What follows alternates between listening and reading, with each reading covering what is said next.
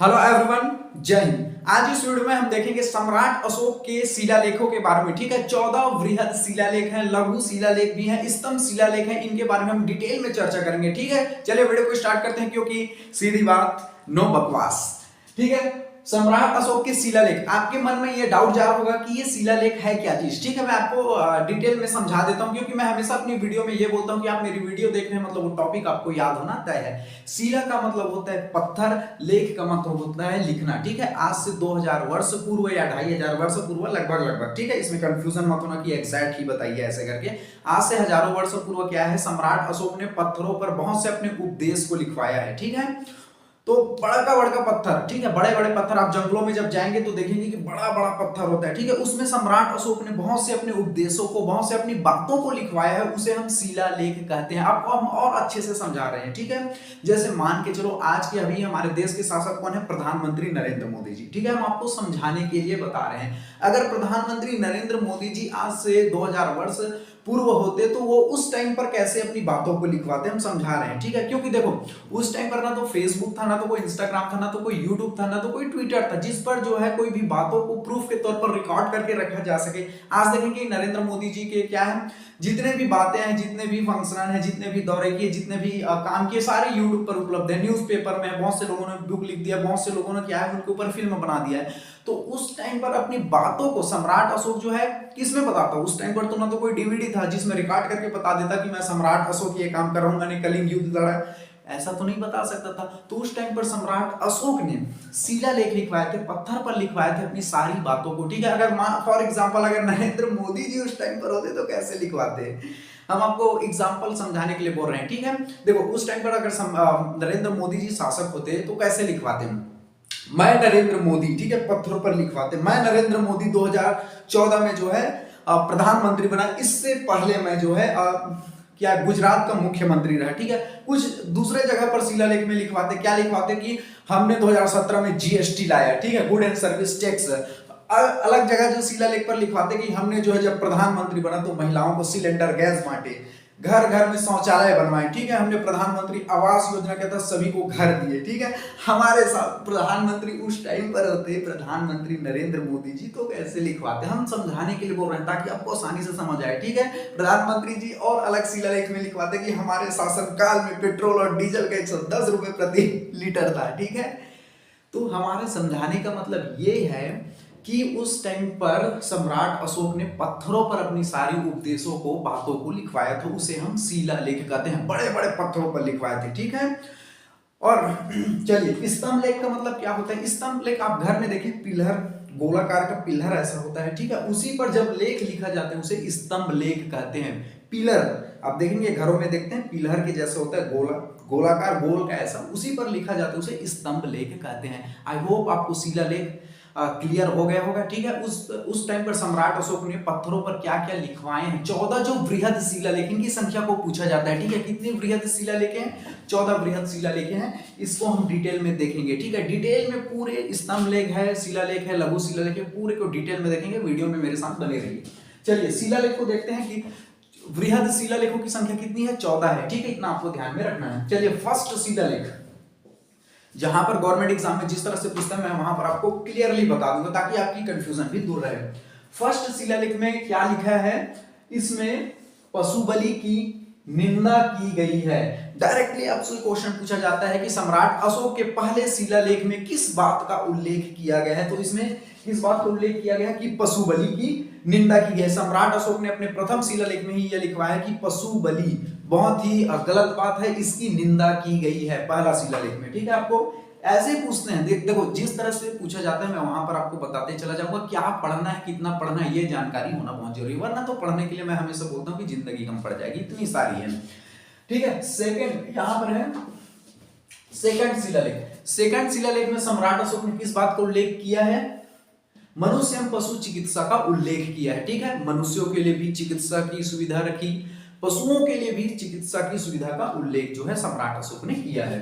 ठीक है, थर्ड शिलालेख में देखते हैं, इसमें राजकीय अधिकारियों को आदेश दिया है कि प्रत्येक 5 वर्ष के पश्चात जो है, यहां पर मैंने लिख दिया है, प्रत्येक 5 वर्ष में जो है अधिकारी जो है दौरे पर जाए, प्रजा का हालचाल पूछे, कि प्रजा का कैसे हैं। तो प्रत्येक 5 वर्ष में जो है अधिकारी जो है सम्राट अशोक ने क्या किया है, राजकीय अधिकारियों को आदेश दिया कि प्रत्येक 5 वर्ष के पश्चात वो है दौरे पर जाए। ठीक है, इनके शिलालेख पहले में क्या, इनका देखो इनके नंबर से याद रखना। ठीक है, पहला शिलालेख में क्या है, दूसरा शिलालेख में क्या है, तीसरा शिलालेख में क्या है, कंठस्थ याद रखना क्योंकि डायरेक्टली क्वेश्चन पूछे जाते हैं। सम्राट अशोक के तीसरे शिलालेख में किस बात की उल्लेख किया गया है, ऐसा पूछता है। ठीक है, मैं फॉर्मेट आपको पता चल गया। चलिए चौथा शिलालेख के बारे में देखेंगे। इस अभिलेख में भेरी घोष की जगह धम्म घोष की घोषणा किया गया है। ठीक है, देखो भेरी घोष का मतलब होता है युद्ध की नीति। तो चौथे अभिलेख में युद्ध की नीति की जगह क्या है, धर्म की घोष, यानी कि धर्म की नीति की घोषणा की गई है। देखो सम्राट अशोक कलिंग युद्ध से पहले जो है बहुत नो डाउट मार धाड़ में बहुत आगे रहते थे। ठीक है, जो भी उनके खिलाफ आता, कोई भी विद्रोह करता, सीधा उनका गर्दन उड़ा देता। ठीक है, कलिंग युद्ध में आप देखेंगे, मैंने पिछले वीडियो में ही बताया था कि कलिंग युद्ध जो है कम से कम 1 लाख लोग मारे गए थे, जिसमें मासूम बच्चे, बूढ़े लोग, ठीक है, गर्भवती महिला, सबको काट दिया गया था, 2 टुकड़े कर दिया, किसी का सर काट दिया गया था, किसी का गर्दन काट दिया गया था। मासूम बच्चों का जो है कलिंग युद्ध में हत्या की गई थी। इन्हीं को देखकर सम्राट अशोक का कलिंग युद्ध में ही क्या हो गया था, उनका हृदय परिवर्तन हो गया था। ठीक है, और अपने भतीजे निग्रोध को देखकर उन्होंने बौद्ध धर्म को अपना लिया था। ठीक है, तो आपको ध्यान में रखना है कि चौथे अभिलेख में क्या है, भेरी घोष, यानी युद्ध की नीति को छोड़ करके उन्होंने धर्म की नीति की घोषणा किया है। ठीक है, चलिए अगला हम देखेंगे 5वें अभिलेख। इसमें क्या है, धर्म महामात्रों की नियुक्ति की गई है। ठीक है, धर्म महामात्रों की नियुक्ति एवं प्राणियों के वध को वर्जित, इस बात का उल्लेख किया गया है 5वें अभिलेख में। ठीक है, चलिए 6वें अभिलेख के बारे में देखते हैं। इसमें आत्मनियंत्रण की शिक्षा दी गई है। ठीक है, तो देखो लोगों को कम से कम आज के भी दौर में आत्मनियंत्रण होना बहुत जरूरी, चाहे क्रोध पर नियंत्रण हो, चाहे अपनी इंद्रियों पर नियंत्रण हो, चाहे अपने मन के वश पर क्यों ना हो, ये नियंत्रण होना बहुत जरूरी है। और तो एक बात और, आप जो है अपने मन को कहीं ना कहीं अपने अधीन रखिए। ठीक है, मन के अधीन आप मत रहिए, ठीक है, वरना बहुत लफड़ा हो जाएगा। ठीक है, चलिए अगला देखेंगे।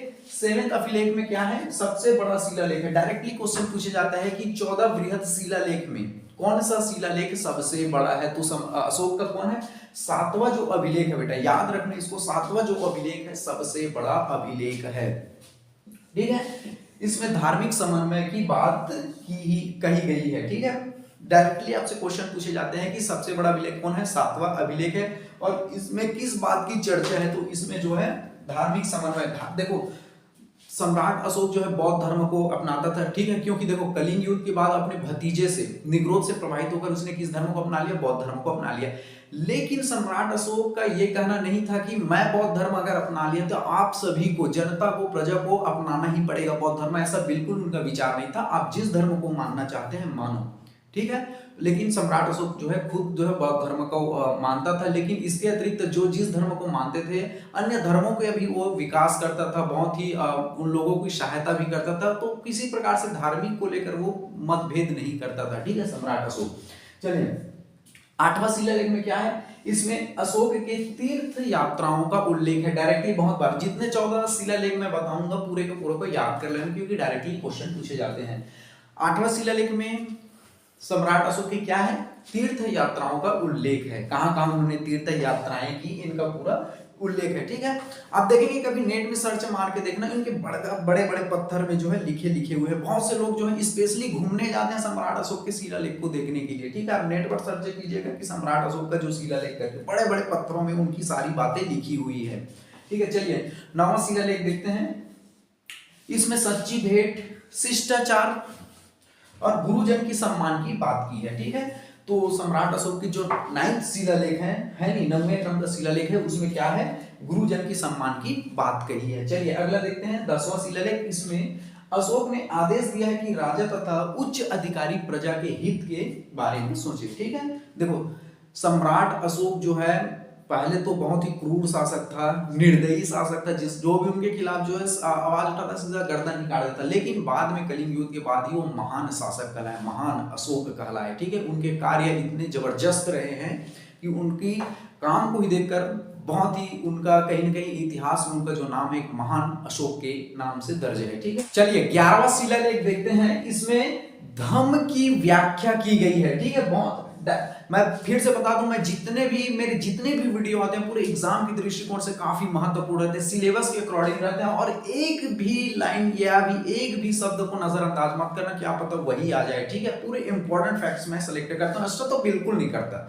मुझे चिढ़ है एक्स्ट्रा से। एक्स्ट्रा नॉलेज आपको देना ही नहीं है, क्योंकि अगर पढ़ इतनी सारे नॉलेज अगर एक्स्ट्रा को पढ़ लोगे तो आपकी जिंदगी जो है ऐसे ही कम पड़ जाएगी। इसलिए जो महत्वपूर्ण है एग्जाम के दृष्टिकोण से उसको मैं सेलेक्ट करता हूं। ठीक है, चलिए 11वां शिलालेख में किस बात की जानकारी है? धम्म की व्याख्या की गई है। और आपको बता दूं कि डायरेक्टली 14 के 14 जो बृहद शिलालेख है उनको कंठस्थ याद करना, और जितने भी करना उनको पूरा को याद करना। आपको पूछ दिया जाएगा कि 13वां शिलालेख में किस बात को उल्लेख किया गया है, पहले शिलालेख में किस बात का उल्लेख किया गया, 5वें शिलालेख में किस बात को उल्लेख किया गया। आपको ऐसे भी पूछ दिया जाएगा कि कलिंग युद्ध का जो वर्णन है किस शिलालेख में है, ऐसा आपको पूछ दिया जाएगा। ठीक है, चलिए 11वें शिलालेख में क्या है? इसमें धम्म की व्याख्या की गई है। चलिए 12वां शिलालेख देखते हैं।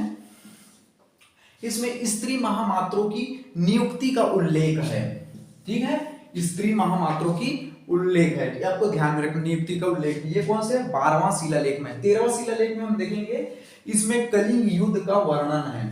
कलिंग युद्ध का वर्णन इसे बहुत बार पूछा जा चुका है। खैर 14 बृहद शिलालेख को पूछा जाता है, आपको पूछ दिया जाएगा कि कलिंग युद्ध का जो वर्णन है किस शिलालेख में, 13वां शिलालेख। आपको इस तरह से भी घुमा दिया जाएगा कि 13वां शिलालेख में किस बात का उल्लेख है, तो कलिंग युद्ध का है। कलिंग युद्ध पता है ना, कलिंग युद्ध में सम्राट अशोक का हृदय परिवर्तन हो गया था, इसको आपको ध्यान में रखना है। 261 ईसा पूर्व, ध्यान में रखना। ठीक है, चलिए 14वें शिलालेख में किस बात को उल्लेख है? अशोक ने जनता को धार्मिक जीवन बिताने का जो है बिताने के लिए कहा है। 14वें शिलालेख में सम्राट अशोक ने क्या बात का किस बात को उल्लेख किया है कि पूरी जनता को जो है धार्मिक जीवन बिताने का जो है इसमें बात कहा गया है। ठीक है, चलिए अब देखेंगे, ये तो आपके पूरे 14 बृहद शिलालेख हो गए। अब हम देखेंगे स्तंभ लेख। स्तंभ लेख का मतलब होता है एक गोलाकार रहेगा, गोलाकार पिलर के जैसे। ठीक है, गोलाकार पिलर के जैसे रहेगा, उसमें जो बातें लिखी जाती है, उसे जो लिखी गई उसे हम क्या कहेंगे? स्तंभ लेख। और शिलालेख जो बड़े बड़े पत्थरों में जो लिखी गई उसे वृहद शिलालेख कहते हैं। लघु शिलालेख के नाम से स्पष्ट है कि छोटे छोटे पत्थरों में जो बात लिखी गई है उसे लघु शिलालेख। जैसे गुहा लेख आता है, गुफा के अंदर जो बातें लिखी गई है उसे हम गुहा अभिलेख कहते हैं। ठीक है, इस तरह से आपको जानकारी रखना है। अब यहां पर देखेंगे जो स्तंभ लेख को लेकर, ठीक है, इसको भी डायरेक्टली क्वेश्चन पूछे जाते हैं। ठीक है,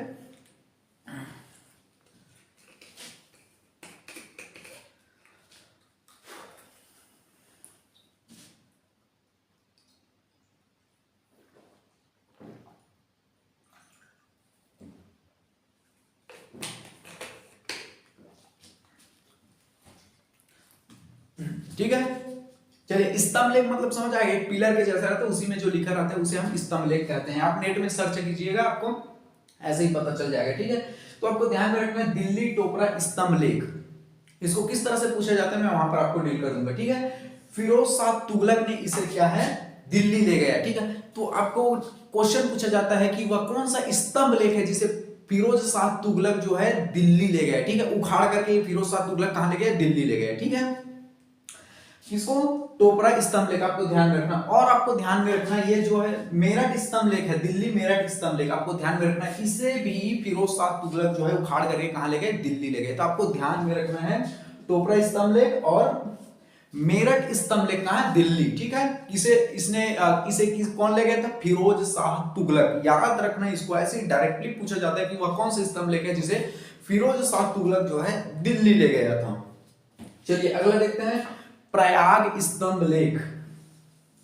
ठीक है, प्रयाग स्तंभ लेख को कौशाम्बी अभिलेख भी कहते हैं, ध्यान में रखना। इसे रानी का अभिलेख भी कहते हैं। ठीक है, डायरेक्टली आपसे क्वेश्चन पूछा जा सकता है कि रानी का अभिलेख निम्न में से है, ठीक है, या कौशाम्बी अभिलेख निम्न में से है, या अन्य नाम है, या किसको कहते हैं, ऐसे आपको पूछा जा सकता है। ठीक है, जितने भी बोल रहा हूं पूरा को याद ही कर लेना, जितनी भी मेरी वीडियो आती है पूरा को याद कर ले, एक लाइन भी मत छोड़ना, एक शब्द मत छोड़ना, पूरे इंपॉर्टेंट रहते हैं। ठीक है, चलिए अगला देखेंगे, लौरिया अरेराज तथा लौरिया नंदनगढ़ कहां, कौन से स्टेट में, इसको इस तरह से पूछा जाता है। देखो लौरिया अरेराज स्तंभ लेख कहां स्थित है? ठीक है, लौरिया नंदगढ़ जो स्तंभ लेख है कहां है? ये बिहार में है, याद रखना बिहार में है। और एक और है रामपुर स्तंभ लेख, ये भी बिहार में। ठीक है, तो आपको ध्यान रखना, देखो 2 हो गया दिल्ली में, आपको ध्यान में रखना। ठीक है, एक हो गया ये लौरिया अरेराज, लौरिया नंदनगढ़, और ये हो गया रामपुर स्तंभ लेख, ये 3 हो गए बिहार में हो गए। ठीक है, इस तरह से आपको स्टेट पूछा जाता है। कौन जो फिरोज शाह तुगलक किसको कहाँ ले गया, दिल्ली में ले गया, उस स्तंभ लेख का नाम बताइए। इन निम्न में से कौन से जो है बिहार में स्तंभ लेख है, बिहार राज्य में स्तंभ लेख है, ध्यान रखना रामपुर व स्तंभ लेख बिहार में है, लौरिया अरेराज तथा लौरिया नंदनगढ़ बिहार में। ठीक है, चलिए अगला देखते हैं कुछ इंपॉर्टेंट अभिलेख है, सभी तो इंपॉर्टेंट है ही है। बब्रूगढ़ जो शिलालेख है जो कि राजस्थान में है, ठीक है, बब्रूगढ़ शिलालेख जो कि राजस्थान में है, इसमें अशोक ने स्वयं को मगध सम्राट घोषित किया है। डायरेक्टली क्वेश्चन पूछे जाते हैं कि वह कौन सा शिलालेख है जिसमें सम्राट अशोक ने स्वयं को सम्राट अशोक को घोषित किया है। ठीक है, इस शिलालेख में आपको देखने को मिलेगा कि मैं मगध सम्राट अशोक, ठीक है, डायरेक्टली देखो जो अशोक के मैक्सिमम जो शिलालेख है किस नाम से है, मैं देव नाम प्रियदर्शी। आपको ध्यान में रखना मैक्सिमम शिलालेख, सभी नहीं, मैक्सिमम जो शिलालेख है उसका नाम किससे स्टार्ट होता है, मैं देव नाम प्रियदर्शी, क्योंकि सम्राट अशोक का अन्य नाम क्या था, देव नाम प्रियदर्शी। तो आपको डायरेक्टली पूछता है, अब ध्यान से समझिए इसी को, ठीक है। बब्रूगढ़ जो शिलालेख है राजस्थान है, इसमें अशोक ने स्वयं को क्या है, मगध सम्राट घोषित किया है। अगर आपसे पूछे कि वह कौन सा शिलालेख है जिसमें लिखा हुआ है कि मैं मगध सम्राट अशोक, ठीक है, यानी कि अशोक ने स्वयं को मगध का सम्राट घोषित किस अभिलेख में, शिलालेख में किया गया है, बब्रूगढ़ शिलालेख। याद रखना, अशोक ने स्वयं को मगध सम्राट घोषित किया है। ठीक है, अगला देखते हैं मास्की शिलालेख। मास्की शिलालेख जो है कहाँ है, कर्नाटका में है। मैं बता दूं कि मैक्सिमम जो शिलालेख है अशोक के वो किसमें है, किस नाम से, देव नाम प्रियदर्शी। लेकिन आपको ध्यान में रखना जो मास्की शिलालेख है कर्नाटका में है, 1915 में सी बैडन द्वारा इसे खोजा गया था। ठीक है, मास्की जो शिलालेख है कर्नाटका में है जिसे 1915 में सी बैडन द्वारा खोजा गया। इसमें सर्वप्रथम अशोक का जो वास्तविक नाम है अशोक देव नाम प्रियदर्शी।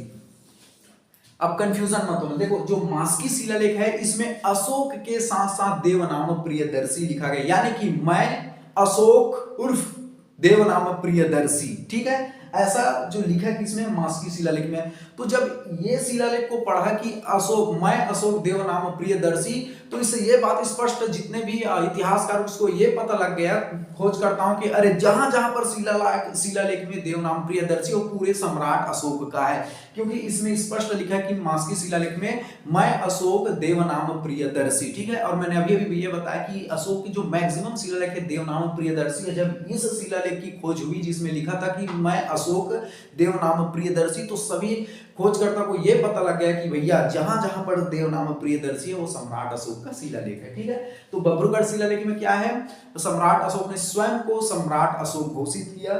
मास्की शिलालेख में आपको क्या देखने को मिलेगा, अशोक के साथ साथ देव नाम प्रियदर्शी। ठीक है, अगर आपसे पूछे कि वह कौन सा शिलालेख है जिसमें अशोक देव नाम प्रियदर्शी लिखा है, तो मास्की शिलालेख कहां है, कर्नाटका में। ठीक है, ये जो अशोक देव नाम प्रियदर्शी 4 शिलालेखों में आपको देखने को मिलेगा। ठीक है, मास्की में देखने को मिलेगा, कर्नाटका में है, नेत्तूर कहाँ है, कर्नाटका में है, उडेगोलम कहाँ है, कर्नाटका में है, और ये गुर्जरा कहाँ है, एमपी में है। तो ये 4 जो शिलालेख हैं इसमें आपको अशोक के साथ देव नाम प्रियदर्शी देखने को मिलेगा। मैं फिर से बता दूं, ये 4 है, मास्की शिलालेख, नेत्तूर, उडेगोलम, ये तीनों कहाँ है, कर्नाटका में है, और जो गुर्जरा है मध्य प्रदेश में। ये टोटल हो गए 4 शिलालेख। इसमें क्या है, अशोक के साथ देव नाम प्रियदर्शी है। ठीक है, और बब्रूगढ़ शिलालेख में क्या है, अशोक ने स्वयं को सम्राट घोषित किया है। कंफ्यूजन नहीं होना। ठीक है, चलिए अगला देखते हैं।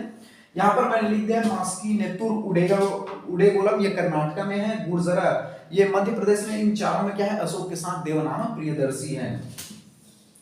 ठीक है, अगला देखेंगे रोमनदेही जो लघु स्तंभ लेख है, इसमें कर नीति की जानकारी आपको मिलती है। डायरेक्टली क्वेश्चन पूछे जाते हैं कि अशोक की कर नीति, ठीक है, किस में है, तो आपको ध्यान में रखना है रोमनदेही जो लघु स्तंभ लेख है, इसको ध्यान रखना। रोमनदेही में क्या है, अशोक के टैक्स यानी कि कर नीति का जानकारी आपको मिलता है। ठीक है, बहुत इंपॉर्टेंट है। ठीक है, और भारत में, हमारे जो भारत देश में सम्राट अशोक के जितने भी शिलालेख मिले हैं वो किसमें है, ब्राह्मी लिपि में है, ब्राह्मी लिपि में।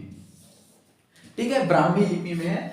और एक जबरदस्त जो फैक्ट है, जेम्स प्रिंसेप ने, याद रखना, इसका नाम याद रख लेना, जेम्स प्रिंसेप ने 1837 में सर्वप्रथम अभिलेख को पढ़ने में सफलता प्राप्त की थी। ठीक है, आप देखेंगे कि जैसे आप नेट पर सर्च मारना अशोक के शिलालेख, आप तो उसे पढ़ ही नहीं सकते, ठीक है, वो तो आपके समझ से ही बाहर है, वो तो हिंदी में नहीं लिखा है ना तो इंग्लिश में लिखा है। ठीक है, तो आपको ध्यान में रखना, इसे पढ़ने में सबसे प्रथम जो है सफलता किसने प्राप्त की थी, जेम्स प्रिंसेप ने सफलता प्राप्त की थी। ठीक है, इस तरह से आपके सम्राट अशोक के वृहद शिलालेख, स्तंभ शिलालेख और जो बहुत महत्वपूर्ण लघु स्तंभ लेख है, लघु शिलालेख हो गए, ये सभी मैंने कंप्लीट करा दी, इससे बाहर कुछ भी नहीं आएगा। ठीक, आई होप आपको बहुत अच्छे से समझ आया होगा, ऐसा मैं आशा करता हूँ। चलिए, थैंक यू वेरी मच, जय हिंद।